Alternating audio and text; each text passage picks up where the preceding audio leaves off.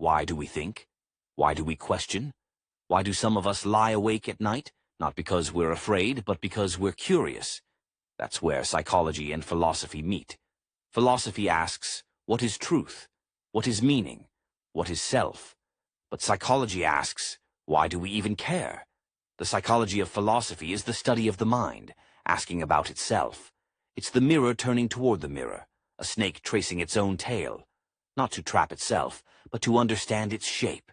Because behind every philosophical system, behind every theory about morality, reality, or existence, is a person with memories, biases, trauma, longing, fear, hope. Even the most rational thought is shaped by a deeply emotional brain. Socrates said, "The unexamined life is not worth living." But psychology would ask, why do some lives stay unexamined, and others become an endless maze of reflection? And the answer often lies in temperament. Some people are drawn to certainty. They want structure, routine, clarity. Others are wired for ambiguity. They live in the gray. They need to question, even when it hurts. So, when someone spends their life asking, what is the meaning of life? They're not being dramatic. They're being human. They're kind of human. Philosophy gives us the questions. Psychology helps us understand why we need them. Take the question of free will. Are we truly free to choose, or are we shaped entirely by our upbringing, biology, and environment?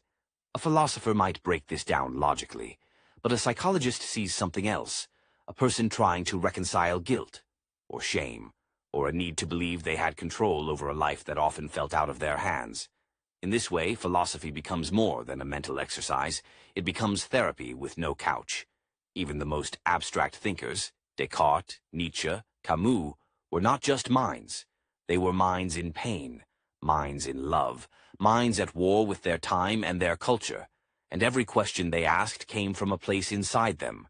Personal, visceral, unseen. That's what psychology reminds us. There is no idea floating in isolation. Every idea was born in a human brain. And no brain is objective. No mind is untouched by feeling. So when you ask something like, does life have meaning? You're not just engaging in a philosophical riddle. You're revealing a part of yourself. Maybe a wound, maybe a search, maybe a longing to make peace with something your heart still carries. And that's not weakness. That's the root of all meaningful thought.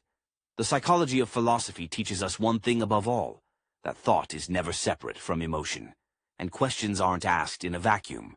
They're asked by people, living, breathing, hurting, changing people. So the next time you read a quote from a philosopher or hear a question that makes your mind stretch, ask yourself, why does this matter to me? What inside me is responding to this? Because that's where the real meaning lives.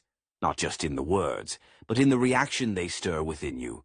You don't need to choose between psychology and philosophy. In truth, they've always been together.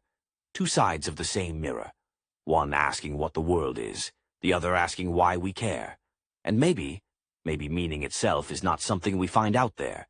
Maybe it's something we construct with every question we dare to ask, and every answer we're willing to feel.